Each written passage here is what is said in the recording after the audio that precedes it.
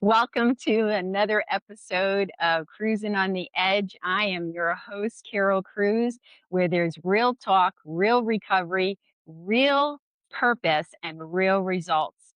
So, welcome. If this is your first time here, grab your favorite beverage. Mine's water today. And sit on down, maybe grab a notebook or a journal.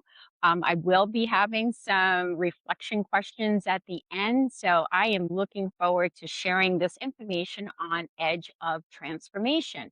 Last month, we were talking about isolation. This month is all around discovery. And also, too, when I drop this episode, it will be on Juneteenth.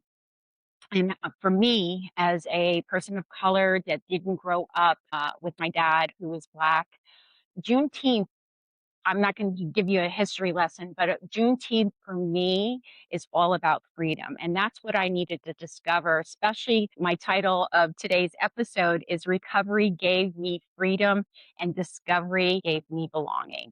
And and that's really how my journey has been, all about searching, discovering new things about myself. I only just met my biological older brothers a little over 20 years ago. I met them finding them on the internet through peoplesearch.com. It was like $10. I paid the $10 and I was able to find information about my brother Mark, who lives in Texas.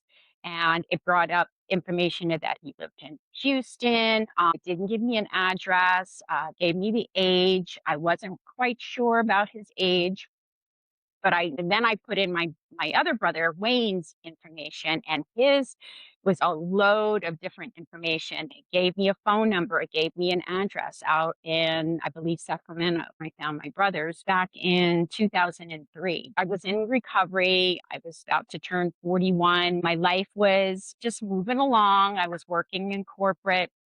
My son was about 9 years old at the time, and so, life was life. And my uncle, my godfather, had passed away, and my son and we went out to Long Island for the funeral.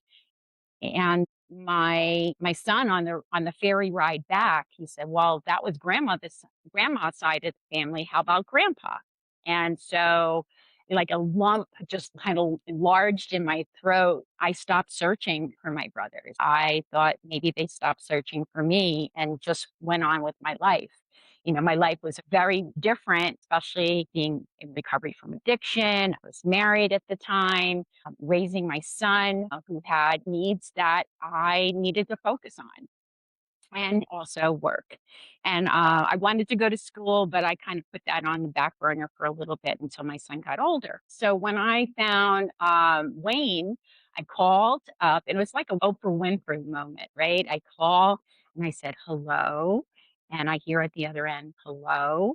And I said, "Well, my father's name is William Darlington, and I'm in search of my brothers." And I hear Carol, and I'm like, "Wayne?" And it was just such a magical moment to hear his voice on the other end. Had no idea what he looked like, but I kind of just closed my eyes and just pictured what he would look like.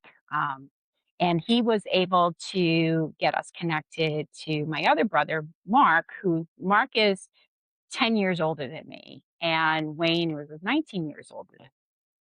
And so, long story short, we all connected. I met a niece whose birthday was yesterday. So, happy birthday, Kenitra. She lived in New York. I think most of my nieces lived either in Texas and Austin area and things like that. Maybe one was in Washington State. I'm not sure, but I have 7 nieces. Just to be clear, I have 7 nieces. So I was excited to hear Mark's voice on the phone. And so we made plans to meet in Texas. So Wayne was living in Sacramento at the time, again, Mark was out in Texas, and he was then remarried. He had 2 stepchildren. And like I said, I think about 4 of my nieces lived in the Texas area. So we made this arrangement. To be honest, I had never gotten on a plane. I was about to turn 41, and had never been on a plane before. And so my son and I, we got on the plane and we flew out to Texas. And I have a picture over there on my mantle of the three of us that my son took. At that time, we had the Kodak cameras and we didn't have the phone. I didn't have well, yeah, I had a cell phone, but not a good camera, right? And so that was a discovery of, seeing them for the first time. I saw my eyes and I saw my smile, and I was just not, that was just a huge discovery. And, this episode today is around discovery, right? Discovering who we are. Drugs and alcohol took a lot of that away from me. If anything, I use drugs and alcohol to numb, to forget about, this other family that I thought had forgotten about me. And it was sad. It was absolutely sad. But we also look at discovery and how it shapes us, right? I am trying to pass down things to my son as I learn, because I'm literally still building the plane as I'm flying it, even at the age of 63 and having met my brothers over 20 years ago. And we stay in touch. My brother Wayne did pass away back in 2016. But Mark and I was on the phone with him the other day, and we still stay in touch. I went to a family reunion. We went to a Darlington family reunion back 2024, which I didn't realize how many first cousins and second cousins I had. Some of them remember me when I was yo high. And it was just, I don't know. I don't know if anybody can relate to this as I'm sharing it, because it's almost like I'm sharing it for the first time. What it felt like to connect not only to my people, but connect to people that look like me. And growing up, I've shared this in other podcasts, it wasn't easy. I grew up um, in a white culture, in a white neighborhood in New Jersey. I'm grateful for all the things that my mother was able to provide, but the things that she wasn't able to provide to me were getting to know who I really was, the core, my core and my culture. And she didn't know how to take care of this hair. So I was left sometimes surprise hairdos that I would show up in school with. And a lot of times I was either bullied because I looked different, but I was definitely bullied because of my hair. And, I first started using food as a means to soothe or numb myself from the pain of isolation, not feeling connected. I believe that, drugs drugs and alcohol gave me that pathway to forget. And but it also created such a disconnection from reality. It gave me such a disconnection to what it meant to be free. Um, it gave me a disconnection even from my mother, that I believe that she did try, to make things right for me. It put me in survival mode. I was not unfamiliar with survival.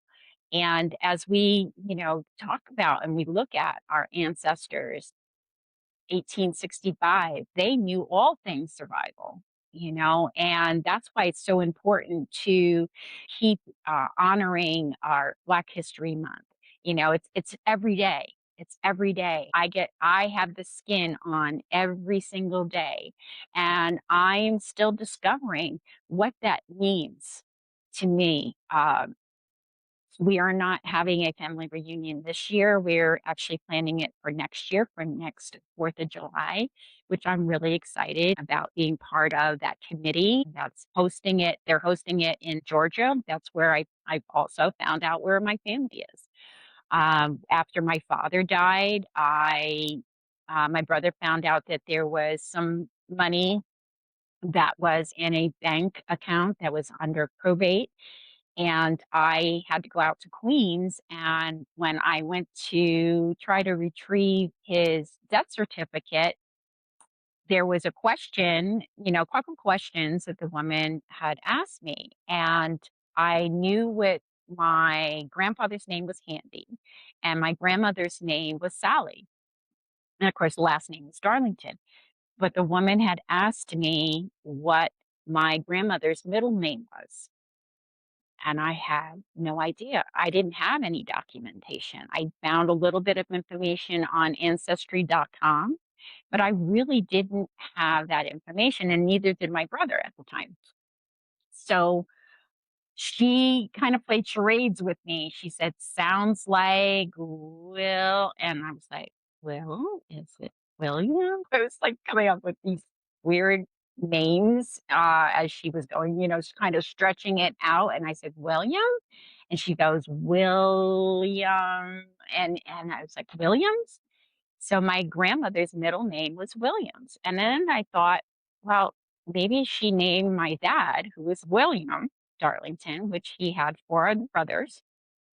And I believe he was the eldest, and also found out and discovered at the last family reunion through my brother that there was a possibility that my father had a twin. So all the elders, men in the Darlington family, as far as my father and his brothers, are deceased. But then again, like I think it's just a treasure trove of cousins that I am still getting to know, and we're all connected through social media, and we get to see each other on Zoom and things like that. So as I was discovering my family, it did have me reflecting back when my sister's son asked me about my family on my father's side, but usually it never got talked about. My mother didn't talk much about my dad. When I'd asked, she changed the subject. I know she had a lot of hurt there, and I believe she made the best decision she could possible. But again, it hurt. It hurt to not have those resources or have the opportunity to have those resources. Like I said, my mother couldn't teach me my history, and we didn't learn it in school, very little. I mean, yes, Black history was talked about, but not to the level where we need to have the conversations, especially for my grandchildren. They are um, mixed with Black, Puerto Rican, Mexican, and they deserve to learn more about their history, and so does my son. My son, I know he's a busy guy. I've got triplet grandbabies, but I feel like I am building a legacy. The more information I get to learn about my history and discover and uncover new things with my brother, because, like I said, he's 10 years older than me. And, I want to spend as much time with him and getting to know him, getting to know his daughters. Like I said, I have 7 nieces there. When I met them, I could see me in them and them in me. It was just a wonderful experience every time I get out there to Texas or even to New York, where my one of my nieces still lives. So, uh, yeah, I want to talk about the future. So, when we look at our ancestry, and in this video may apply to anybody that is watching this podcast, you may be uh, in recovery, or you may be a person who is struggling trying to make that connection with family. Some of us are don't have a biological family, and especially people that burnt a lot of bridges through their choices that they made through the disease of addiction, and they cut themselves off from their family, or their family cut them off. And so they've had to kind of integrate themselves into a family of choice versus a family of origin. And again, our family, like everybody else's family, is not obsolete from stuff. And when I heard that there was, one of the brothers, one of my uncles, my father's brother, had a dark past. And I said, well, maybe I'm more like him than I was as my dad. My dad was an alcoholic as well as my mom. My mom did find recovery, and I don't believe my father did, but he did lived a long life. My brother did tell me when I first met him, he believes that our dad had died of a broken heart. I did live with my father, and my mother back then, 1963, and her family didn't want me to come to the home to live. So my mother gave custody over to my dad, and something happened. I won't get into it too much, but something happened through a woman that cared for me while my father and my brother went to work and school. And the state of New York took me out of my father's care and put me in a facility. They called it an orphanage or an asylum. I was there for 18 months. And during that time, I do have some memory. Uh, I have memory of my mother coming to visit me, but I don't have memory of my dad and my brother coming to visit me. And when my mother would come, she eventually started coming with a man that she eventually married. Her and my father never married. They weren't allowed to get married in 1963. And uh, again, this is not a mother wound episode. That will be another episode. Maybe I'll put out there for other women or men that are dealing with the struggle of connecting with their biological parent and finding that place of forgiveness. And that's what I slowly had to discover is, that level of forgiveness, that I needed to let a lot of the past go so that I could keep moving forward and keep opening those doors for myself and my son and my family. But yeah, my mother would come to visit me at this facility. I've since found out, I believe it was called the Foundling, in that it was there for a very long time. It wasn't too far from Central Park, and I'm still doing research. So I don't want to give you too much information that may be false, but that's what I experienced. And I know we've seen the play Annie with the beds all lined up, and I remember that. I do remember being in a dorm with girls and boys. So we were all together, pretty much, I believe, all the same age. I had two pieces of clothing that I remember that my mother got rid of as soon as she was able to take me out of the facility, and that was how it happened. One day,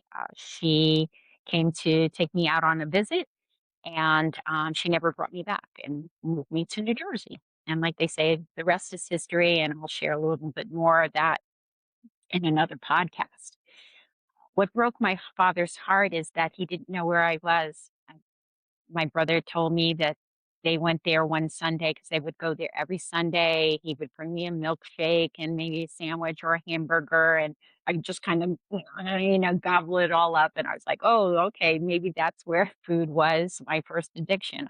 I used food for numbing. But he had shared that our dad possibility died of a broken heart, um, along with some other health issues. So, what I mentioned it early in the episode, the title, Recovery Gave Me Freedom, and Discovery gave me belonging. I believe that I've healed more over the last 15 years or so, because the more I get to know who Carol is, the more I feel like I'm thriving. Like, even starting this podcast, Cruising on the Edge, has been such amazing opportunity to tell my story, to tell my truth. And that's what I also believe, that when we were freed in 1865, and even though the promises that were given to us or to our ancestors were broken, we still survived. Uh, we often hear that we're still here. We're watching in real time the chaos, the distractions, the horror, the unaliving, the mental health. uh, we're seeing all of these things in real time and how it's affecting not just us, the whole world,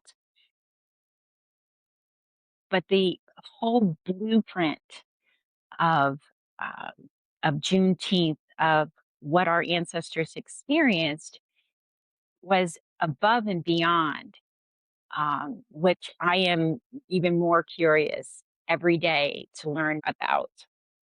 So I want to share, six talking points that I will have in the show notes at the end of this episode.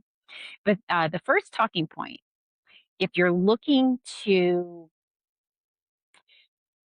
uncover and discover family, first start with, what is it about your family that you're not connected to right now?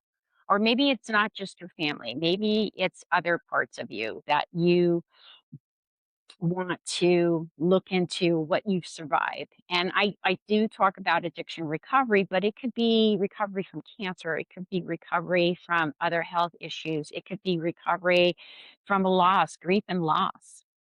Can be recovery from any of those things. So the first talking point or first action step I would say is, notice where you're surviving instead of living. And what that means is, look for those coping strategies that once protected you, but no longer are of use. Right. So like I said, I used food, I used alcohol, I used drugs, I used the lifestyle of that to put up this protective shield. But in essence, it was harming me. So I had to become aware. I had to become aware what tools I was using as a survival, and what tools that I need to um, discover. I don't use the same tools. I shared this in another podcast. I don't use the same tools in my recovery that I once used when in the early recovery that I use now. Not a lot of them. The second one would be, explore your story with curiosity and don't judge. I started to talk a little bit about, my relationship with my mom, and I hid behind her whiteness, and the privilege that I was provided, that I believe a lot of people weren't provided. I didn't want this episode to sound like I was judging my mother or judging my father or judging my brothers.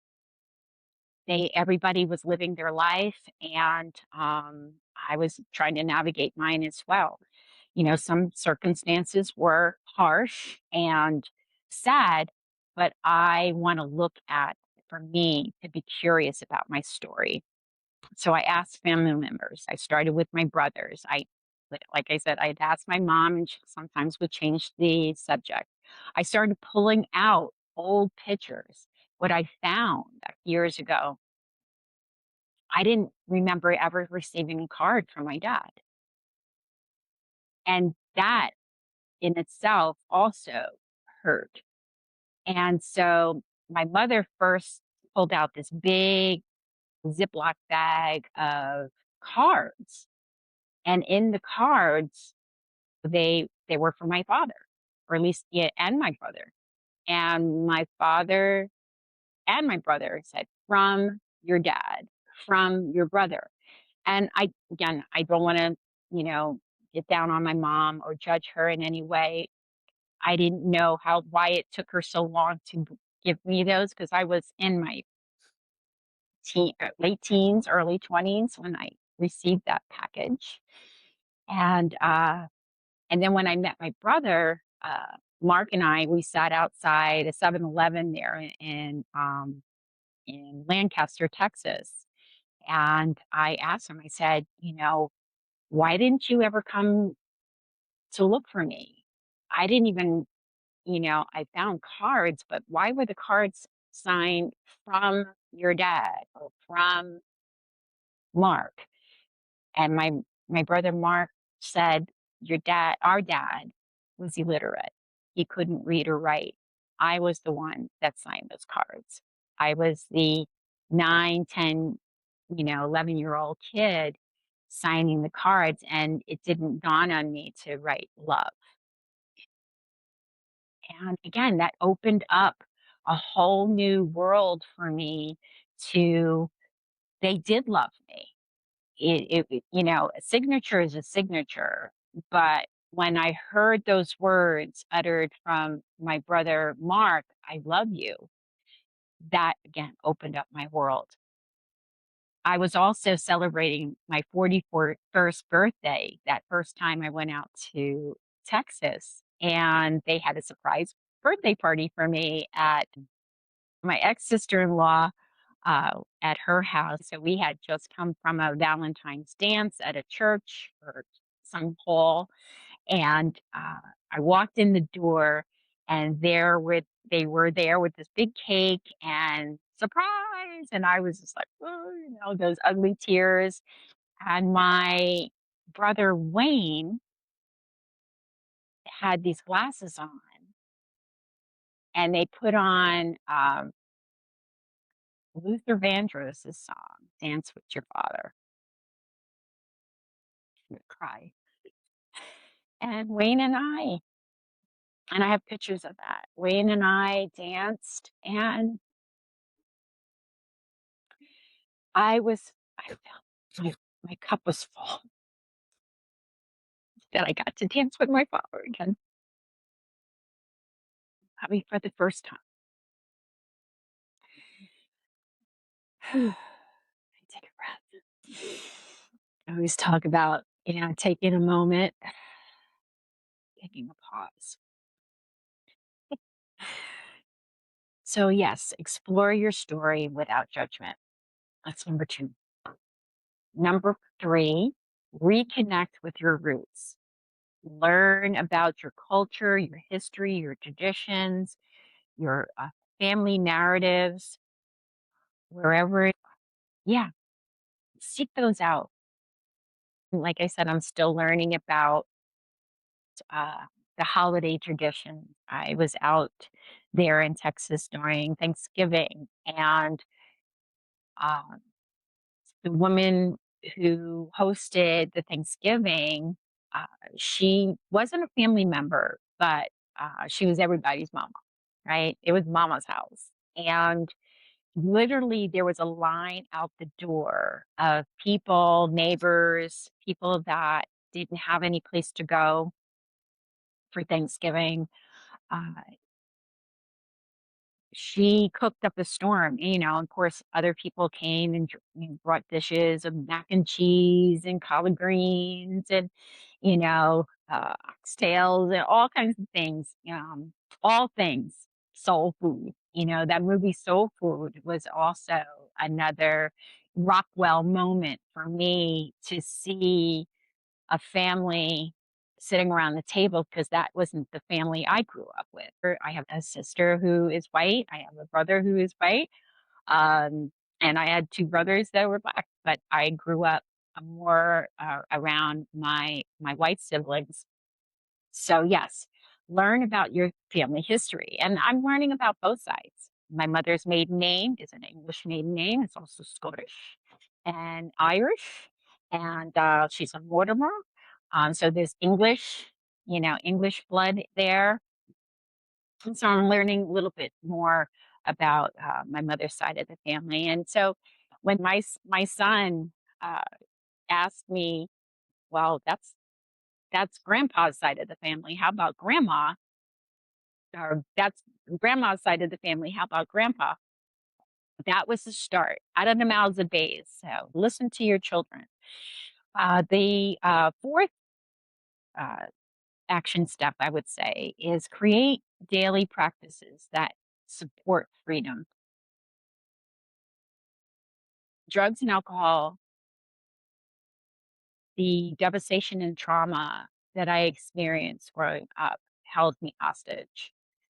And it was the only way, or I should say, I had a difficult time trying to navigate who Carol would be, who Carol could be.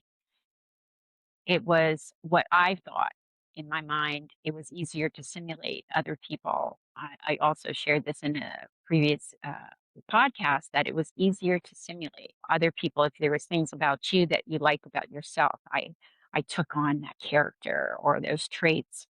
So get reconnected with your roots in one way or another. Even if you get outside and put your feet in the ground, we talk about grounding, that's a wellness, excuse me, that's a wellness practice. Whatever you need to do, take baby steps though. It was overwhelming 2 years ago to walk in a room where there was hundreds of Darlingtons or extensions of Darlington family. And, there was times where I had to just, take a step back and take a pause and take a breath. But I'm telling you, getting reconnected with family on some level is so worth it. The fifth one is seek reflection through connection. I saw a reflection of my brothers, my nieces, but I also needed to allow them to speak their truth. I had to remove any judgment and assumptions, and for me to reflect back what had happened to me in my story, I also had to receive what was coming from them. And I'm telling you, that helped also bring down those barriers, bring down those walls of resentment and really lift up the wall of forgiveness and love and compassion. And the last one is intentionally build your own legacy. So if you're not able to connect with your biological family, and some of us, it's just it's a no. It's a no with no explanation. Some folks, biological families, it's just too much pain to endure. And so what I say is start where you're at. We talk about that a lot in behavioral health is, meet people where they're at. So meet yourself where you're at. If you're struggling to connect with your biological family, give yourself permission to start your own. Find those values, find those stories. There's so many things that I want to provide to my grandchildren when I get to see them. I do. I get to tap in and share. Some of it they probably don't understand. They're only going to be turning 4 next month. But I know if I keep sharing it and I'm staying consistent with it, it has a chance to penetrate. It has a chance to hopefully I get asked, "Hey, Grandma, remember when you told me about Uncle Wayne or you told me about Uncle Mark or our cousins?" My hope is that they'll be able to come out to Georgia next year for our family reunion. So I'm going to leave you all with this. Thank you so much for listening. I know I kind of blended a little bit of story along with looking at Juneteenth and history because it's so important, especially what's going on in the world today. It's in the US. They're trying to erase our history. And I say, no, it's not going to happen. It's not going to happen. It's not going to happen. You know why? Because we are all survivors. We are fighters. We have roots deeper than any of the garbage that is being spread and the viciousness of this administration. So that's my rant. A couple questions I'll leave you with, some reflection questions. What parts of yourself have been surviving instead of living? What truths about your family or identity are you ready to explore with compassion? And what legacies are you building today that the future generation can inherit tomorrow? So that's the episode 14. Yes, recovery helped me discover so much freedom that I get to live today. And I want to thank you for the time that you spent with me. I want to hear from you. Drop me a little, heart or something, or drop me a message. My information will be in the description, in the episode notes. Recovery can give us freedom. Discovery can give us belonging. And the choices we make today become the legacy we want to leave behind. So that's this episode. I want to thank you. So keep on cruising, keep on doing the work, and keep on moving with intention, purpose, and heart.